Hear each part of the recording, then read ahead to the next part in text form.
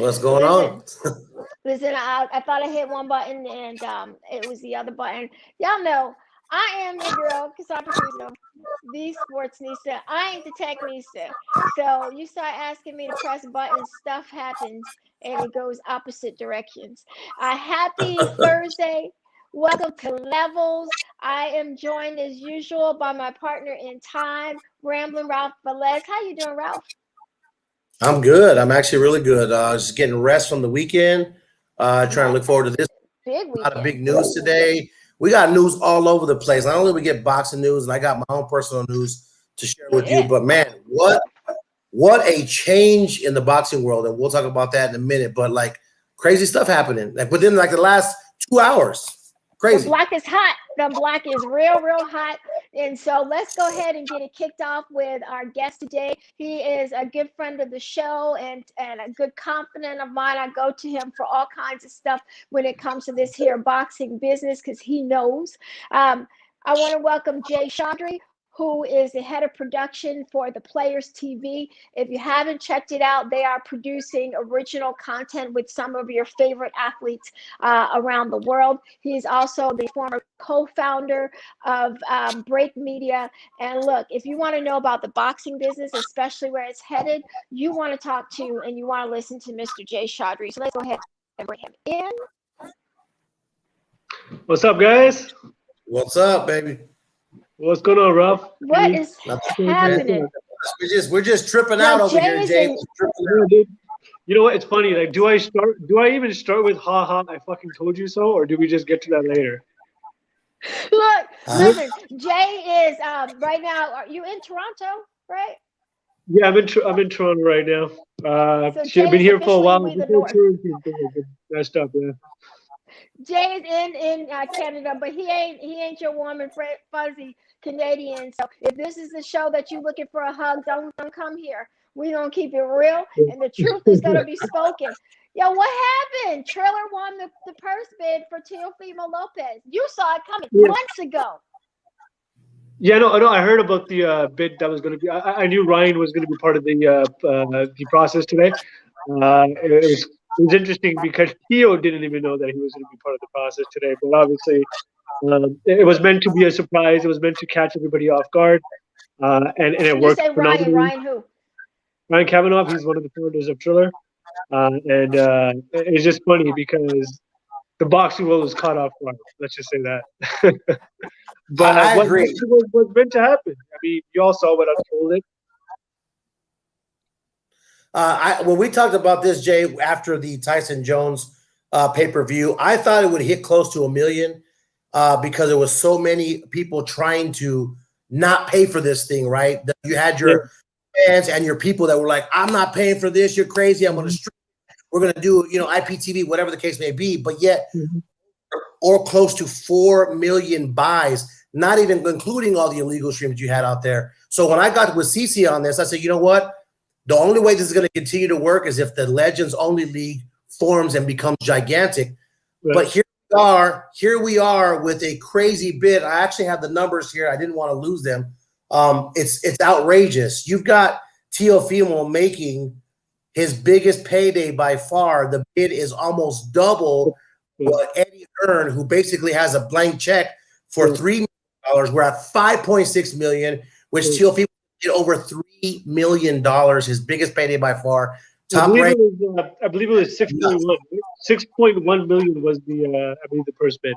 And then, bigger than what I thought. Okay. Yeah, and then how the numbers go after that. A certain check goes to Bob Arum for like $780-something thousand. And then the rest $786. Yeah, and then another 400,000 go towards the three or four sanctioning bodies, which they're fighting the lines for. So I saw that for sure. It's interesting, right? Because what happened tonight, right? What happened today was just to show you that the athletes should know their worth, and that boxing executives now should understand that they ain't worth shit. How does it happen? So let's go back in the process, because Teofimo Lopez was very vocal early on, basically saying, man, I'm not just going to give this fight to Top Rank. He said very early that he was open to actually fighting on another platform. Top Rank is still his promoter. Bob Arum is still going to get his money, but the platform changed. So really, the biggest loser is ESPN. I think the biggest losers in this, other than ESPN, it would be Bob Arum.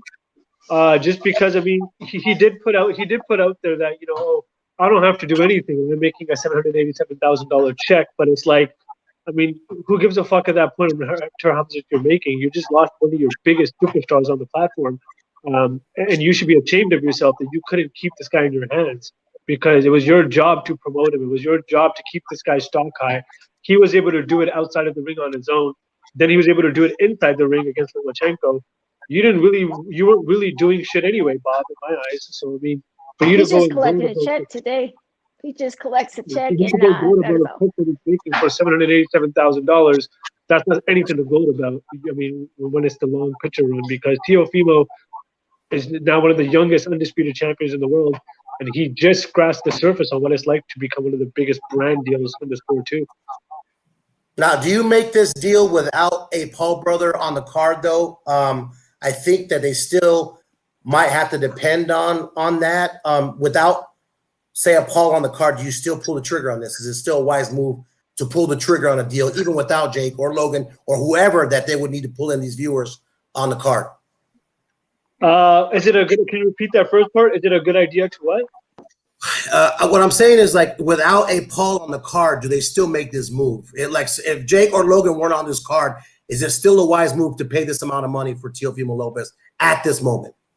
If Jake, you mean if Jake Paul or Logan Paul? Correct. Okay, YouTuber up there. Yeah, no, they need the YouTuber. I mean, let's face the fact: the YouTubers are the bigger draw than these boxers. There's no question about it. You are the B-side to the YouTuber in this game. In the world of content and fan acquisition, when it comes to YouTuber boxers versus professional boxers, you're going to be the B-side to the YouTuber regardless, because they're the ones who actually bring in the fans, the subscribers, the money, the endorsements, the sponsorships. Everything is driven by the YouTuber.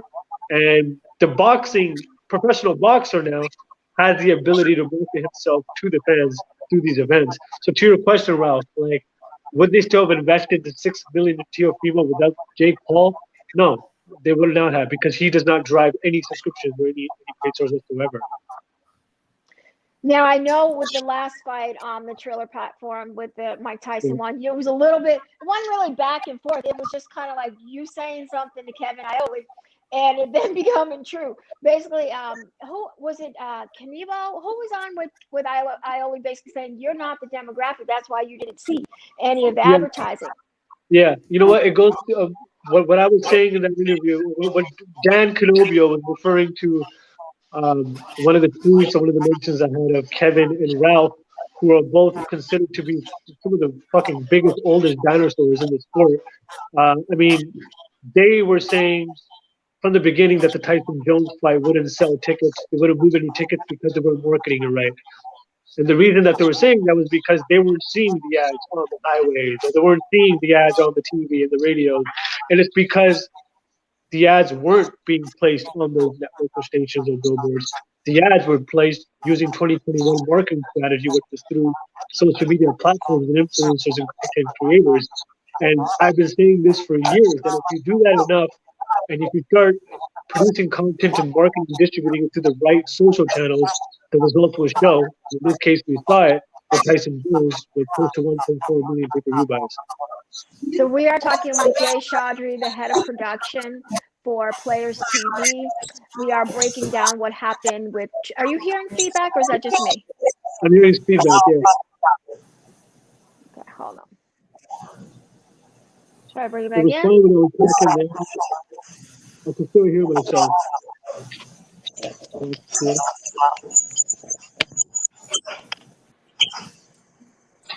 Let's switch it up. See if I can change ears. See if that changes it. No. Nope. I just hear muffled stuff, but I don't hear the feedback. I'm good. Stop now. Now it stopped. Yeah. Yep. Go ahead, please. I just, do we think it's a one-off?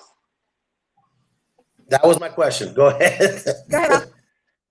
No, that's the question. Do you think this is a one-time deal, or do fighters get smart and basically hold out until there's a purse bid and let these guys come in like a Triller, and basically bid up the fight and put some, I don't want to say a carnival gimmick, because I've been watching Jake Paul train.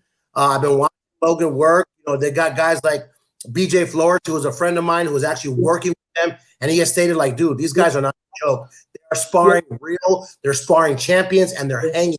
Like, this isn't a carnival game. I personally don't think it's a one-off. What is your take on that, Jake?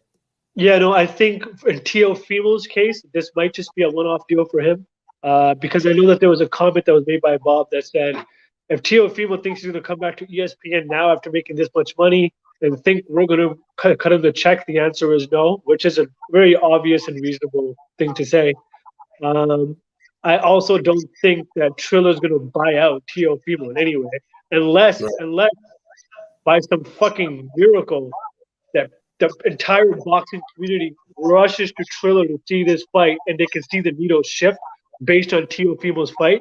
Because remember now, and this is something I talk to Cassandra a lot about, and I don't want to lose anybody while I'm talking to you, because you got to pay attention to what I'm about to say. We're currently living in the world where data is treated as golden minerals right now. So right now what they're going to be doing is measuring the tick with boxing. Exactly what DAZN was trying to do, and they kind of still are. Triller's been doing at a very exceptionally low level compared to DAZN.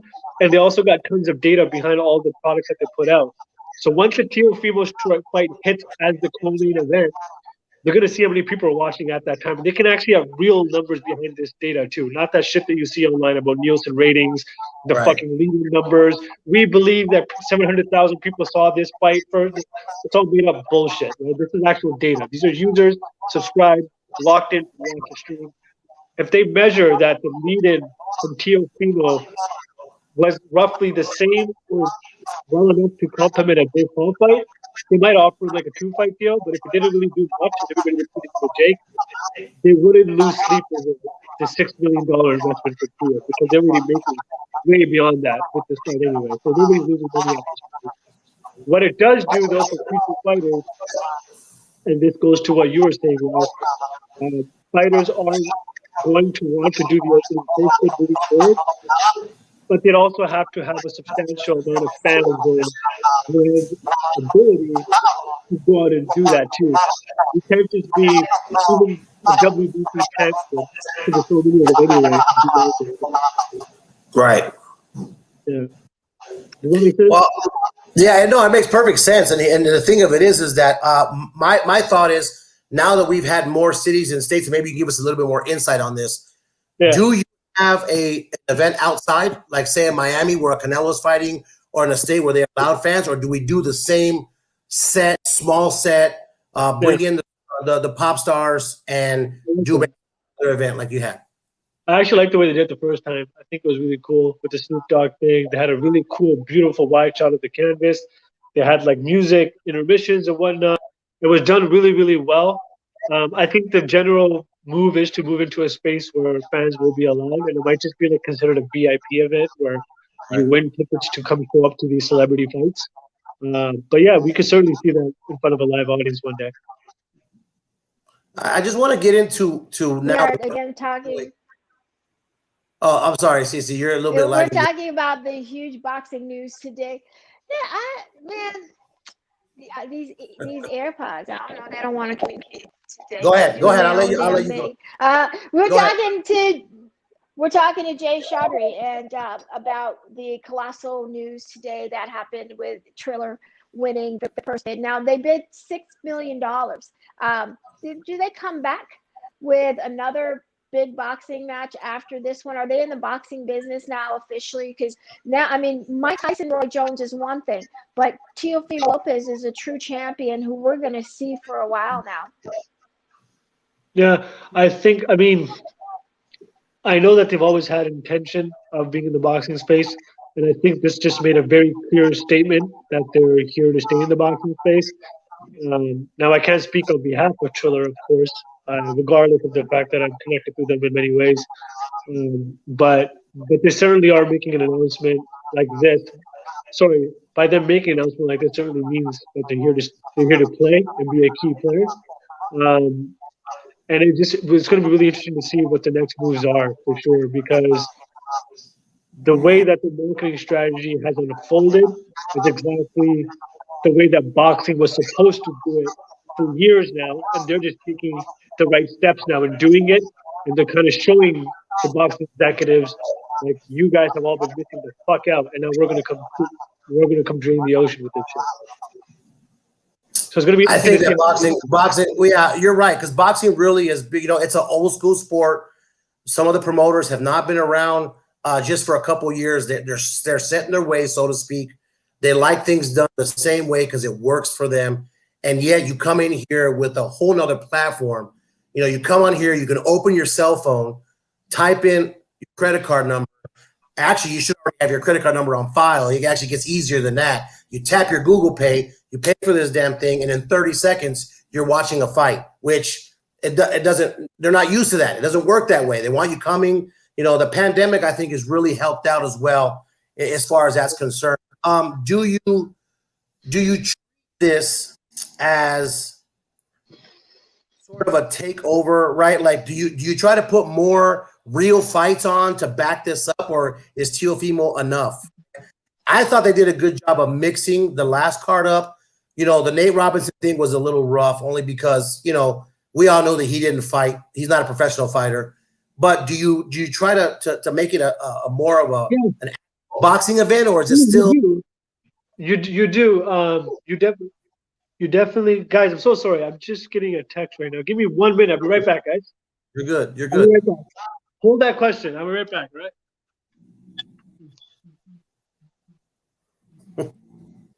Hold on. All right, This is what happens when, like, you book guests who, like, yeah. Well, hey, he's popular, but we got to talk about his content too, Cece, because his content is sick. Like I didn't know that this was the guy behind the players' content. Like, it's really dope. You know, it's really dope to be able to get into a certain amount. And I'm seeing a lot, like Jamil, like Brown saying, like, he's a C+ fighter. Yeah, okay. So the Pauls might be C+ fighters, but Cece, they bring in 3 or 4 times more action as far as fans. So there has to be a mix there, right? Like how do you say, okay, well, I don't want him because he's a C+ fighter, when the dude is bringing in millions of dollars worth of revenue as far as buys are concerned? Like, where do you gotta bring the milkshakes to the yard. So boxing hasn't figured that out, and you had DAZN in there, and now you have Triller in there, who are real disruptors in the space. I'm not mad at kind of the new platforms changing up the game. I still don't want to see these YouTubers box. I think boxing can still figure out, give people the fights they want to see. That actually could drive revenue. So for so long, if it makes dollars, it does make sense, Jimmy. Well, it's just it is a scary thing for these promoters. I mean, think about it.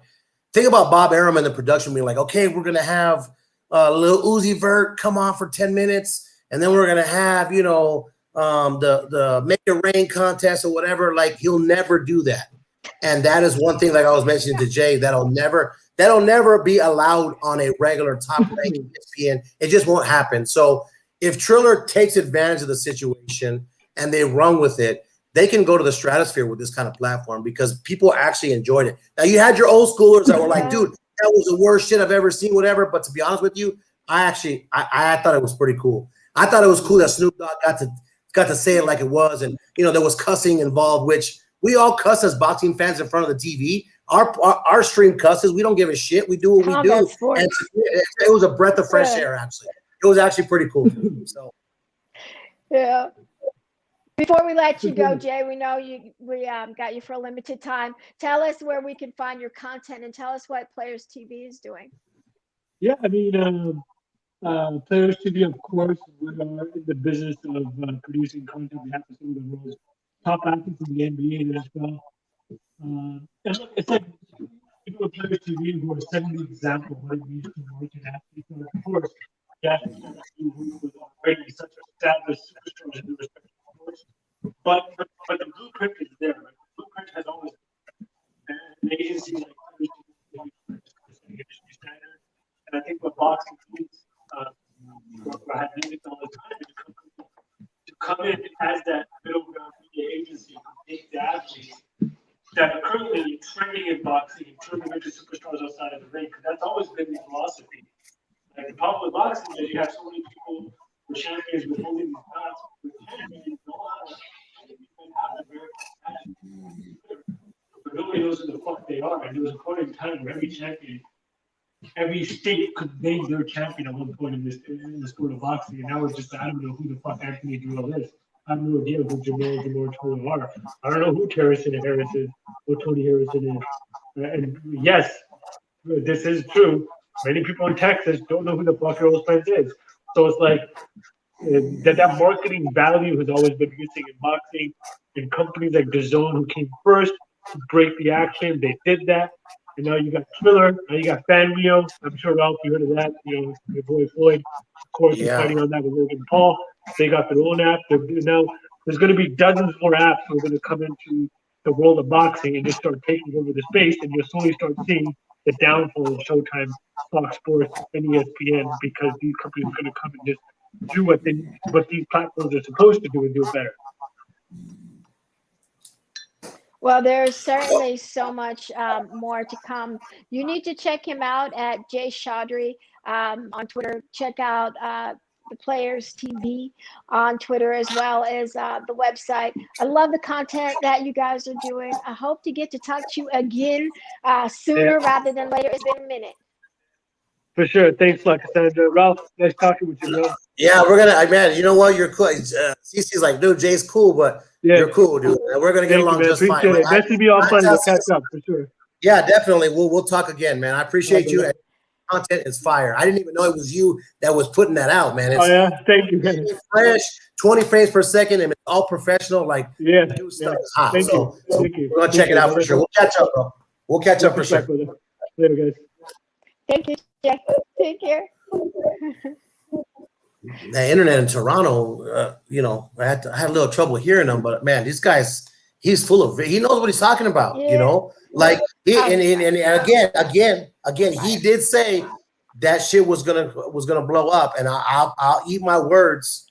I didn't believe it, because I thought you can't make another mega event like this because you've got two legends. It's gonna be a one and done. There's nothing else to see there at Triller, and yet here we are doubling Eddie Hearn, and Eddie Hearn doesn't like to lose at anything. He doesn't like to lose at shit as far as negotiations, as far as contracts, and yet almost double the amount. I'm sure these guys did not like to see that. I'm sure they were very. I mean, the biggest news is that they tripled Top Rank. I mean, Bob Arum really thought that he was just going to go in, make the bid that they thought was reasonable. I mean, that's the whole thing. Like, reasonable to them, like, this is what that guy is worth. It's real fucked up kind of mentality. Like, but here's the thing. Do you remember when Teofimo? You remember when Teofimo showed up over there at the DAZN fight, and he told him, "Hey, your whole company." Well, now there's that bid. There's that bid to show you that Eddie Hearn took to those words 100%, and that I didn't. You know what? It's so crazy that you mentioned this to me, because that's kind of like the backstory to this, and I didn't even realize that's actually a big story. Like, hey, your own promotional company didn't even bid high enough that if Triller didn't exist, you don't even get the fight. You're out of the game regardless. Yeah, you're right.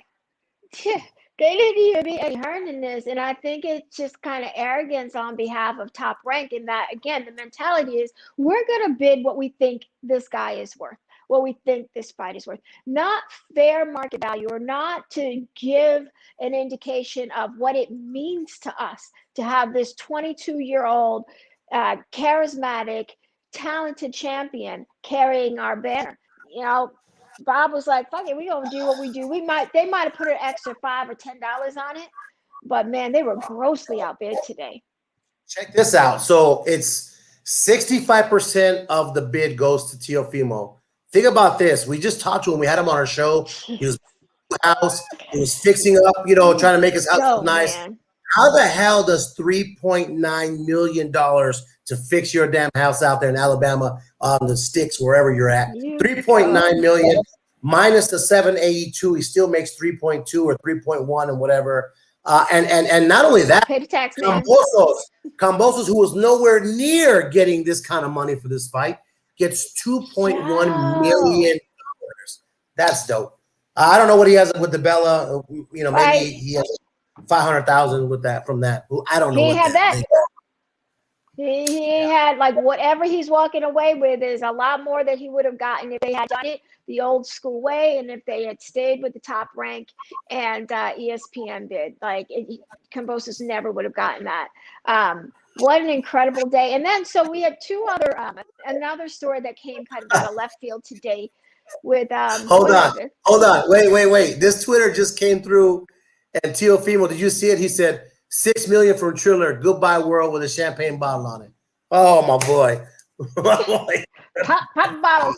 Listen, the block is hot. You know, the block is hot. Like, go ahead.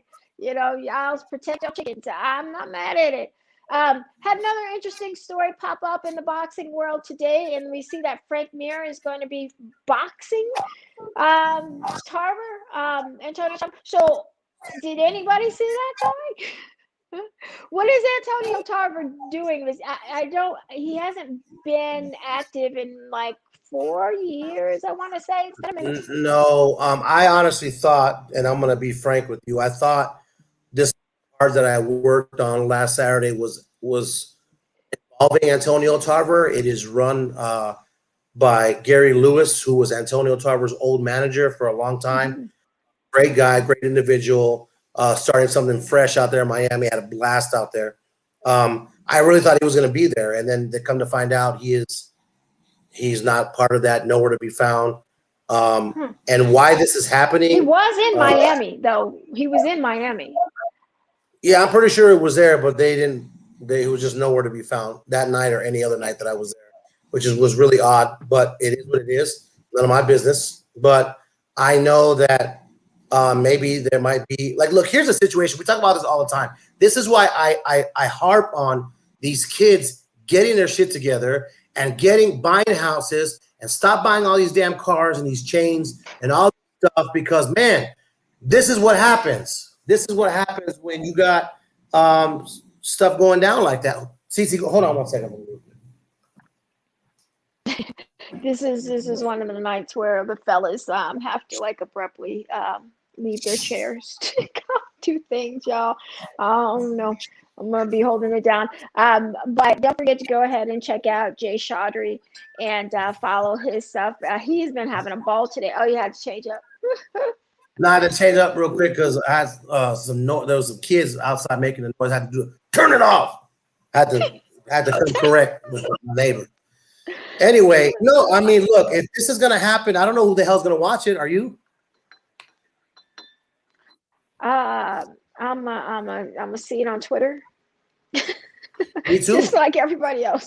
I mean, it's a big announcement. Okay, great. Hope you all make some money, but who's gonna watch it and where? And like, where y'all gonna do this in the backyard? Like, I don't understand it. You know, I support anybody getting in the ring. To see he needs money. I support anybody that gets in the ring because it is you're putting your life on the line. But damn, man, like I come out with your own training gear line. Let's do the Antonio Tarver jump rope or the Antonio Tarver sweatsuit. Do something, man. Get a hold of somebody in Pakistan because they get somehow they find me and I'm not even. They think I can move this stuff. It's very easy to go on Twitter, find somebody on Pakistan, make a deal with them, and start selling some shit and put your name on it, man. Do something progressive. Start slanging some stuff. Well, you gotta do it when you have a name, though. Like while you have a name. Yes, I just don't understand. I don't know what's going on, and to be perfectly honest with you, I'm at a loss for words. I don't know. We're gonna have to see the details on this, but it just came up on my Twitter account too, and I almost dropped my phone because I'm just like I don't. I'm not being an asshole because, like I said, I'm not. You know me. I give everybody the chance to either make it or break it with me, and I'm cool with everyone that I come in contact with. Antonio was cool. Like, come on, man. Like, I don't understand. Like with Frank Mir, like I don't even know. Like, how is this guy gonna look? Is he still in shape? Like, The dude was a beast when he fought. I mean, he looked like the Incredible Hulk. Now what are you gonna look like 5 years later? It's going You know, to like be a little bit messy. For certain, I it's don't know. going to be messy. I mean, the thing And is that that's your the round. biggest I mean, concern can he I hang have with is Tarver? that Can he hang with Tarver? Can throw the you know, hooks? I mean, yeah, I mean, you know, got them looping hooks. I guess we're gonna try to get him on the show. I know Jeremy's gonna work on that. Frank Mir, let's we do can it. probably talk to about it. But here's the thing: I'm concerned about the Antonio Tarver's financial and mental situation. Most of the time, fighters don't come back and do these kind of like awkward one-off fights unless they really got to, you know, pay some bills, or they just don't know what else to do with themselves. So hoping Antonio gets his thing, his life straight, and gets what he needs. I'm hoping too, But man. I really am hoping too, because like I to me, you know, you put so much work in, you beat a legend, like you're doing your damn thing, and what do you have to show for it right now? Like you're gonna fight again. not much, dog. Not I much. just, you know, and that is exactly what I'm saying, CC. Like I it's a big thing for me, and it's my number one priority while I'm alive and well and trying to do what I can for this industry, is that I want these guys at 35, 36, 37 to be living fat. They put themselves on the line. Out of boxing. Get out of it. I mean, not even, really not even fat, but like, look, let me show you. If I have to, let me show you how to turn that 500,000 with real estate into 2 million, because I've done it for people already. I just did it the other day. Like, let me show you how to buy 2 houses that are in distress. You take 30 grand, you fix it up, you flip them goddamn things, you make $100,000, and you do it all over again. Then you can hire a crew, And so they you don't can have to do touch it as partners. They can partner up. Like, you got 15,000, I got 15,000. Let's go ahead, put it together, and flip it. Like, it's a lot of ways that they can. Listen, y'all better holler at Ralph and figure out how to get your real estate money together. This is what he do. Let's make them dollars make sense. Shouts out, and I'll tell you right now, David Benavides. I want to keep bringing up his name, but the kid is beyond levels as far as like where he understands. Yes, he has a nice car, but you don't see him with the 38 chains or whatever. Yeah, he likes to dress nice. He likes to look like the Antonio. Some whole other stuff. I'll give him that, but the kid already has 5 houses already. Like, and he's gonna get 10 or 15. Thomas Delorme, who's ending his career in the next few years. We're already working on him getting 4 or 5 Airbnbs. Like guys, people, we got to get a little smart, man. We got to get smart with this, because it's just like when my first go around the real estate market, I thought it was never going to end. I thought the checks would keep coming. I thought my name would be in lights the whole time. And to be perfectly honest with you, it didn't. And you don't have another chance to go back in there and start a boxing career over, especially at the age of 35 to 40. It just doesn't happen. So, yeah, we got to get that. We got to get that. It's not happening. Yeah, for sure. But you happening. You are definitely happening. Not only were you in Miami working this weekend, you got something big coming up. And I know that, like, you know, there's an official announcement, but we can finally talk about it. What you got coming up next? We have a friend of mine that we need to bring on the show, Ed Simpson, and we've become really close over the last few months. I was kind of surfing around looking for just something fresh, right? Like we cover this stuff, but there was always room for some upstart to come in here. And whether it was, you know, when the BKFC started, I watched it and I was like, oh man, that's crazy, right? Like that's craziness, but I never caught it. Like it was like, oh shit, this is like the next big happening, because it seems to me like it's still like backyard shit. It's still like just going in the backyard, like my 2 cousins at a fiesta at their niece's birthday party, they get mad at each other and they start fighting. I still see it that way, right? So then I started studying like the origins of bare knuckle. Like, dude, where does this come from? What is the origin of this? And I ran into this man, Ed Simpson. Now, Ed Simpson was one of the original pioneers of bare knuckle. These guys were doing this, when the Kimbos were around and going in the warehouses and the real legitimate fight clubs. I mean, he was a pioneer of that. wow. So when we spoke, I was just dumbfounded. So we are getting ready to launch. He has launched it. We're getting ready to officially get this started this spring. It is called EKIC, Extreme Kumite. This CC is going to be the very first operational, fully approved ISKA approved MMA with no gloves. So you go back to the movie Bloodsport, which is a cult classic, and you picture a kung fu guy versus whoever, different disciplines of just pure combat. It's happening. It has already been in the works. Awesome.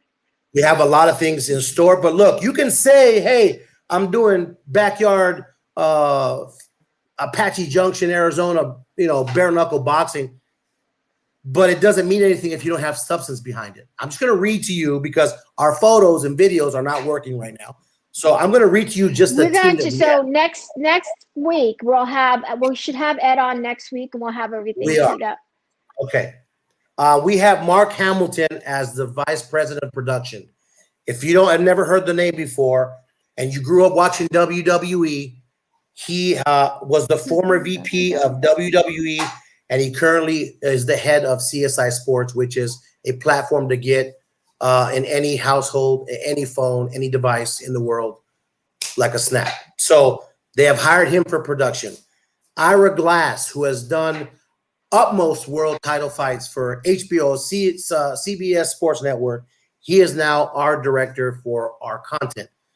We have Mark Keys, who they took from the WWE as well. So he is the digital media executive. So all the video on demand that you would see from WWE, branding, all the licensing, all these things that made WWE what they are. When you show up to the arenas and these kids got the Undertaker hat on and they got the, Roman Reigns wig. My son had a Roman Reigns and everything. I mean, these guys are all components behind it.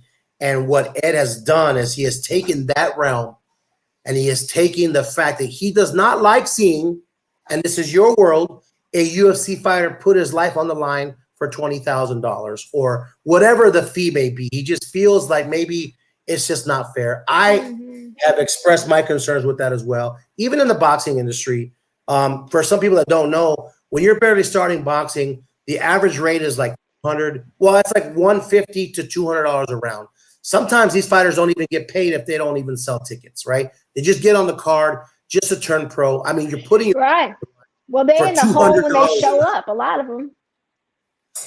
Putting your life on the line for $200 a round is not what Ed Simpson's talking about. So what his plans are is to make a fully worldwide operational Kumite brand, bare knuckle, and professional boxing. So he has already reached out to the biggest promoters in boxing. One of them, I'm not going to name the name, but I happen to be associated with.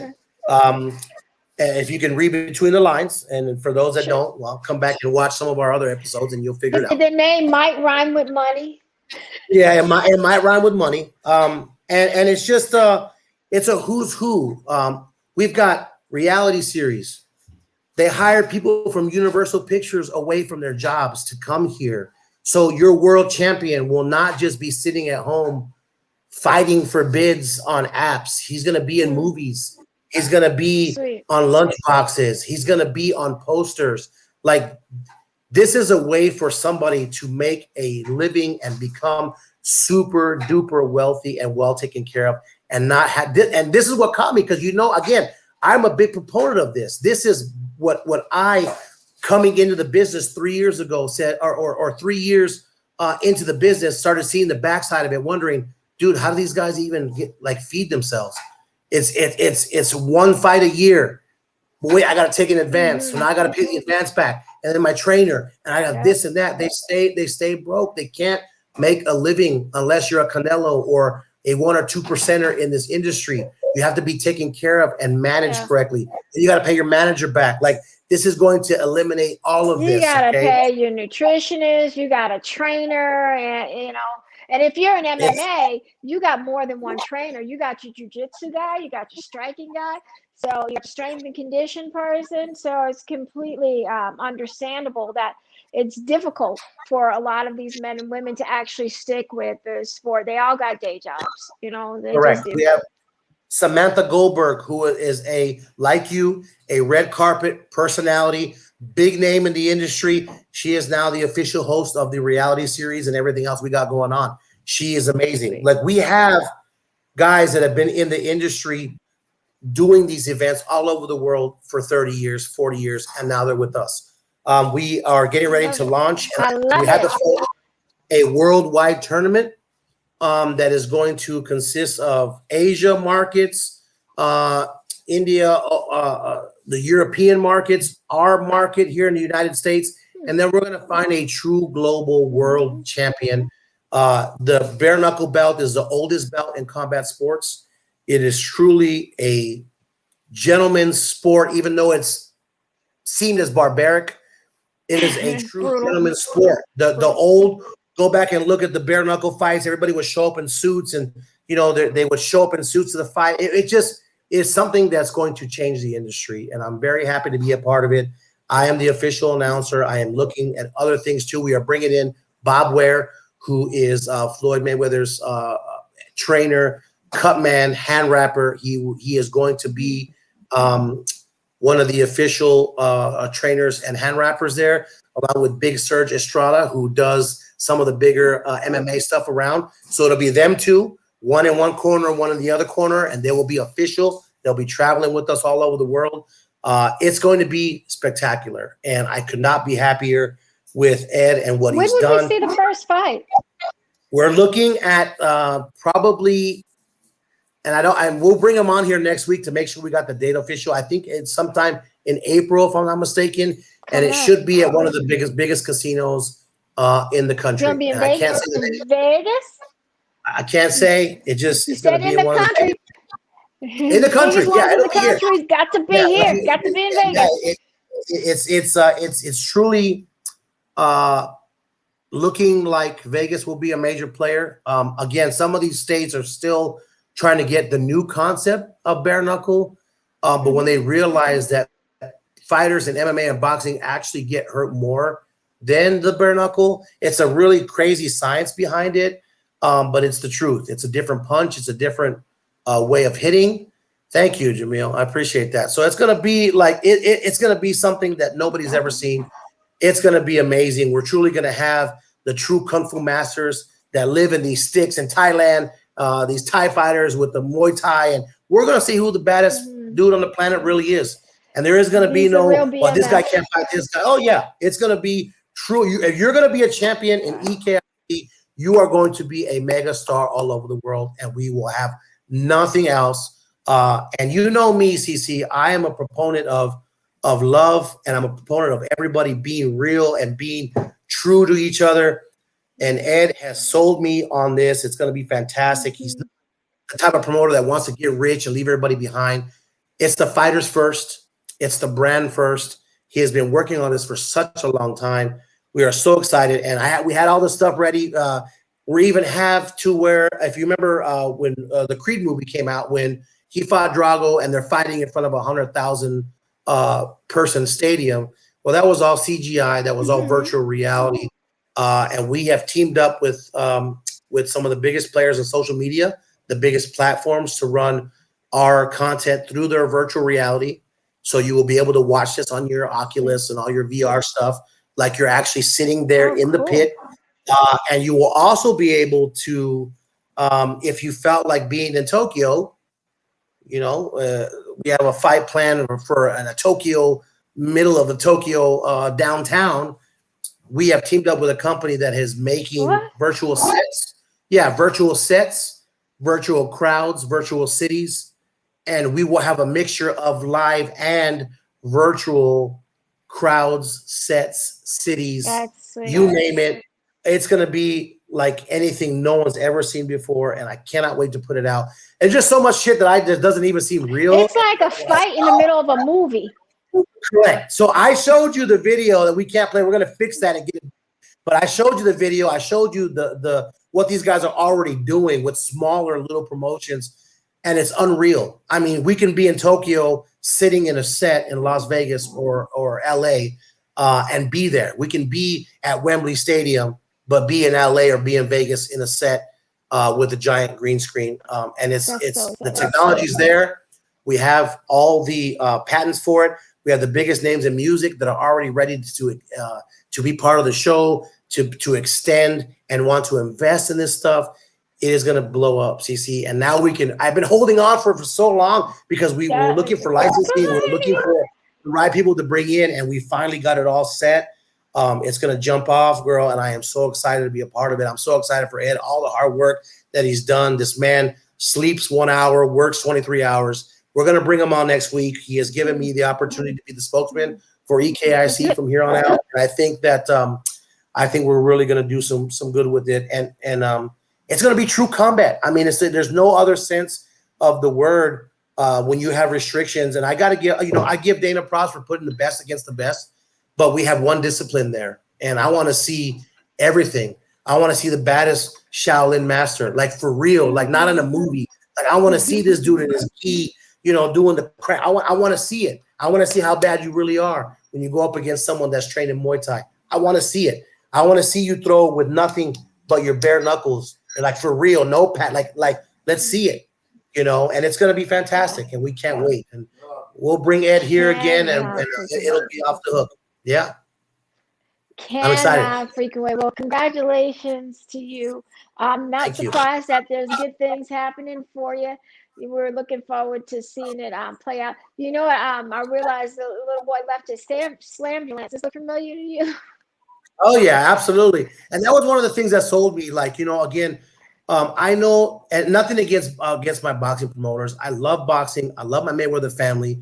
I'm so happy to be a part of what Floyd is doing now and in the future. Like that is my home, right? But to be able to start something from the inception has always been important to me, because I feel like, we have a place when we come into this industry. Like, that I respect the legends. Jimmy Lennon's a good friend of mine. I will never step on his toes. I will never talk bad about him. He wants to work till he's 100, man. I'll back him up. But this is something fresh. This is something new. And Ed has given me the ability to do what I think is going to be best for staging. I mean, we have a chance to play with this thing and use the virtual sets and use the virtual crowds and use, virtual effects while the fight is going on. That shit has never happened before. So this is going to be like a Marvel movie in real life on your screen, and it's going to be sick. Like I just think it's going to bring a whole nother form of entertainment for people, especially when you can lay in your Oculus in your room and check it out. It's going to be super sick. I just can't wait to be a part of it. So definitely more to come on that next Thursday. We'll get the promos up so that y'all know when and where to find it. Hey, this has been a really fun episode. Like, the best days are always the ones where, like, you gotta just go with what the news is. And I mean, with this purse bid, I'm happy for Teofimo. Like, look, you go in there, you beat Loma, like, you get a fucking fat ass payday. Like, how can you be mad at that? You can't hate on that situation, especially with, and not to hate on Top Rank, but you can't hate on you can't hate when your promoter bids $2.5 million and you were going to get like maybe 40% of that. You can't hate on it. It's crazy. Like, it'd be like your girlfriend think you worth $2 million and this other girl think you worth $6 million. Like, gotta fuck with your head a little bit. Yeah. Hey, and that's the thing is, like, here's the thing. You maybe you don't leave your girlfriend, but you wake her up a little bit. Like, hey, you got me for Valentine's Day. You better step up, step your game up. We'll see what happens. We'll see what happens with Bob Arum.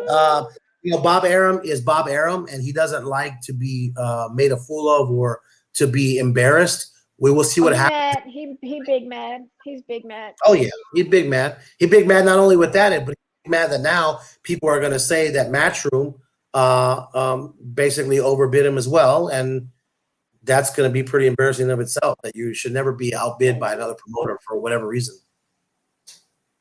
Period. Well, that's how it be sometimes. Get your game up. Hey, I am your girl, Cassandra Cruz, on the Sportsnista. This has been Levels Podcast with Ramblin Ralph Velez. Thank you to our guest, Jay Chaudry. We're going to have, buckle in. It's going to be a really, really interesting spring coming up for combat sports. Absolutely. Absolutely. We will see y'all again soon. Jeremy Long, where you at?